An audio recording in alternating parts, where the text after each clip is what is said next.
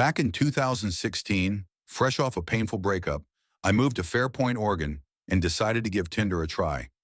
Just looking for casual conversation, nothing serious. That's when I matched with Daniel. Tall, sharp jawline, perfect stubble, and photos that looked straight out of a cologne commercial. His profile said he was an engineer, and one shot even showed him in what appeared to be a lab, so I figured he was legit. We chatted for a couple days. His confidence felt genuine, and we agreed to meet for drinks downtown. I spent way too long getting ready, straightened my hair, wore a jumpsuit I loved, even forced myself into heels I never wear. Because honestly, when a guy looks that good in photos, you feel pressure to bring your A game. I arrived at the bar early and spotted a man waving from across the room. But as I walked closer, my stomach dropped. He wasn't Daniel. Not even close. Different face, different build, completely different person from those polished photos. He stood up, smiled like nothing was wrong, and said, "Hey, I'm Daniel." I was stunned but didn't want to make a scene, so I sat down and tried making small talk. He bragged about a startup that probably didn't exist and told awkward jokes that landed like bricks. After 20 minutes of forced conversation, I politely said I had to leave. That's when everything changed. The moment I stood up, his entire demeanor shifted. He got loud, drawing stares from other tables, accusing me of being shallow and wasting his time. I walked out quickly, but he followed me onto the sidewalk, yelling insults and calling me names. My heart was pounding as I fumbled for my phone to call the police. Just then, a patrol car rounded the corner, and like magic, he bolted down an alley and vanished. I sat in my car shaking for 10 minutes before driving home. That night, I deleted Tinder. 6 months later, I gave it one last try, and there he was again. Same stolen photos, same fake profile. I reported him immediately, but who knows how many other women he's tricked since. Now I always ask for a real-time selfie before meeting anyone. It's not perfect, but it's better than walking into a trap. Story 2. It was the summer of 2018, and I just finished my sophomore year at a small liberal arts college in upstate New York. My friends had all scattered for internships or family trips, leaving me alone in our half-empty apartment with nothing but a part-time job at a bookstore and too much time to scroll through dating apps. That's how I met Lacey, a match on Hinge that felt different from the start. Her profile wasn't flashy or overly curated like so many others. Just 3 simple photos. One of her laughing with a coffee cup in hand, another hiking along a forest trail with golden hour light filtering through the trees, and a third where she sat cross-legged on a porch swing, strumming an acoustic guitar. Her bio read, "Looking for real conversations, not just small talk. Ask me about the time I got lost in Vermont." Something about her authenticity pulled me in. We started chatting that evening, and within an hour we'd fallen into this easy rhythm, talking about indie films we loved, books that changed our perspectives, even our shared hatred of pineapple on pizza.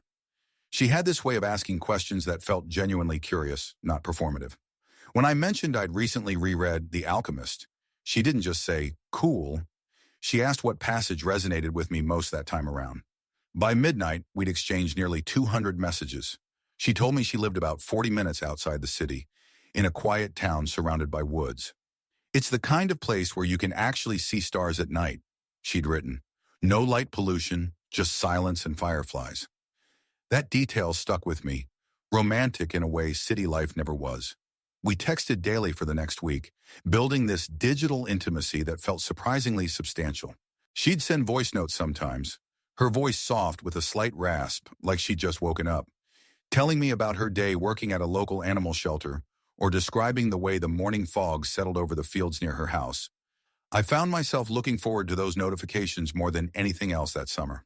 When she finally suggested meeting in person, I felt a flutter of nervous excitement. "There's this beautiful spot near my place," she wrote, "an old farmhouse my family owns. It's been empty for years, but the porch overlooks this incredible valley. We could watch the sunset there. No crowds, no noise, just us." Part of me hesitated. Meeting a stranger at an isolated location went against every safety tip I'd ever read. But another part, the hopeful, lonely part that had spent weeks connecting with someone who felt genuinely kind, pushed back. She'd been consistent, thoughtful, never pushy. And honestly, after weeks of superficial swiping, The idea of a quiet sunset with someone who actually listened felt like a gift.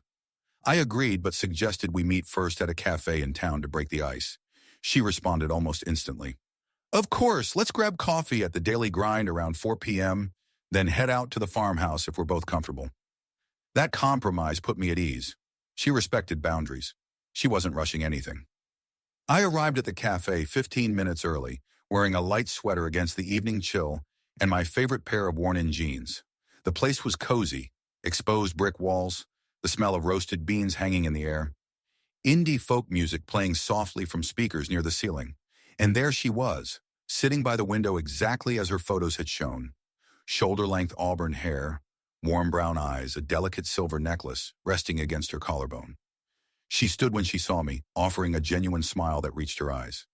"You must be Alex," she said, her voice matching those voice notes perfectly. Soft, melodic. We hugged briefly, and I immediately relaxed. This was real. She wasn't a catfish or some fantasy construct. Over iced coffees, our conversation flowed even more naturally than online. She told stories about rescuing a three-legged dog at the shelter, about getting caught in a sudden downpour during a solo hike last spring, about her grandmother's secret pie recipe that involved a splash of bourbon. I found myself laughing more than I had in months. When she mentioned the farmhouse again, how the wooden porch creaked in just the right way, how you could see for miles across the valley as the sun dipped below the tree line, I felt that hesitation melt away completely. "It sounds magical," I admitted. She smiled. "It is. And the sunset tonight is supposed to be incredible. Clear skies, perfect colors." Around 5:30 p.m., as golden light streamed through the cafe windows, she gently suggested we head out. "We should leave soon if we want to catch the best light," she said. I nodded, paid for our drinks, and followed her to her car, a sensible silver sedan parked just down the street. The drive started normally enough. We took the main highway out of town, chatting about a documentary we both wanted to watch. But after about 20 minutes, she turned onto a narrower road lined with dense forest. Then another turn onto an even smaller road, pavement giving way to cracked asphalt, then gravel. Street signs disappeared.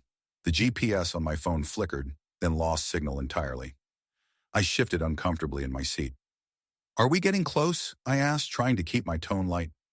"Just a little farther," she said, her eyes fixed on the winding road ahead. "The last stretch isn't on most maps. It's a private access road my family's used for years." She reached over and squeezed my hand briefly. "Don't worry, you'll love the view. It's worth the drive." I wanted to believe her. But as the trees closed in on both sides of the car, branches scraping softly against the windows like skeletal fingers, my stomach tightened. We passed a rusted mailbox leaning precariously to one side, then a weathered sign that read, "No trespassing," in faded red letters. No other houses, no power lines, just endless woods swallowing the fading daylight. After another 10 minutes of silence, broken only by the crunch of gravel under tires, she finally slowed the car.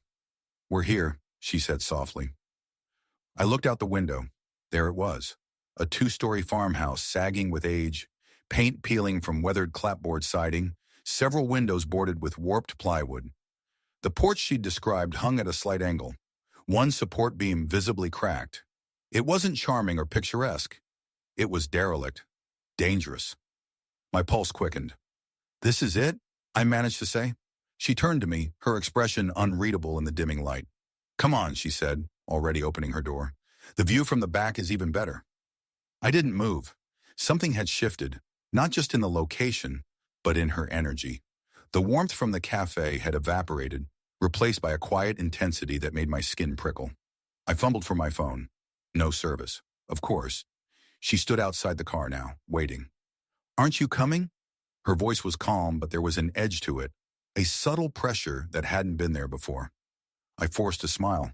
"Actually, I think I should head back. It's getting late, and I've got an early shift tomorrow." For a long moment, she just stared at me. Then slowly, she nodded. "Okay," she said, too calmly, too easily. She got back in the car without another word. The drive back felt infinitely longer. She didn't speak, didn't turn on the radio, just gripped the steering wheel with both hands, knuckles white, eyes locked on the road ahead. When we finally reached the edge of town, streetlights flickering to life around us, I let out a breath I didn't realize I'd been holding. She dropped me at my apartment without a goodbye hug, without suggesting we do it again. Just a quiet thanks for coming before driving away. I stood on the sidewalk watching her taillights disappear into the night, my hands trembling slightly. Back inside, I immediately blocked her number and reported her profile. But sleep didn't come easily that night, and for weeks afterward, I'd catch myself scanning faces in crowds, wondering how many other Lacey's were out there. People who could build intimacy so skillfully, only to lead you somewhere dark when you finally let your guard down. I never deleted the dating apps entirely. I'm not that cynical. But I did learn to trust my gut when it whispers warnings, even when the sunset promises to be beautiful.